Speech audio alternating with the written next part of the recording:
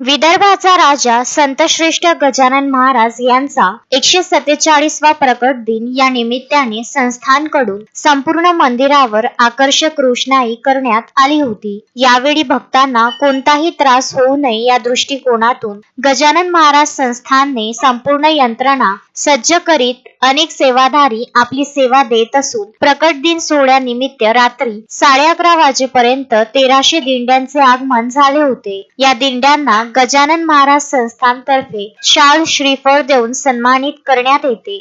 तसेच ज्या दिंड्यांचे वारकऱ्यांचे साहित्य झिजले किंवा तुटले असतील त्यांना त्यांच्याकरिता अंशदान निधी सुद्धा दिला जातो। महत्वाची गोष्ट म्हणजे वर्षभरात जे 4 उत्सव महाराजांचे होतात या सर्व उत्सवांमध्ये वेगवेगळ्या दिंड्यांचे पालख्यांचे आगमन होत असते आणि संस्थानकडून प्रत्येक पालखीला एकाच उत्सवाला आपण येथे येऊन उत्सव साजरा करावा अशी सूचना सुद्धा दिली जाते। तर इतर उत्सव आपल्याच गावामध्ये साजरे करा अशी सुद्धा विनंती करण्यात येत असते। प्रकट दिन सोहळा आणि गुरुवार हा अमृत योग आल्यामुळे अनेक वारकरी आनंद उत्सवात पालखी सोबत नाचताना व गाताना दिसतात। भारताच्या महाराष्ट्राच्या कानाकोपऱ्यातून वैष्णवांचा मेळावा येथे येताना दिसून राहिलो। प्रत्येक वारकरी प्रत्येक वैष्णवी येथे आपल्या भक्तीमध्ये गजानन महाराजांच्या चरणी तल्लीन होण्याकरता येथे येऊन राहिलेला आणि संत नगरीचा जो आनंद आहे हा आनंद आता आपल्याला पाहायला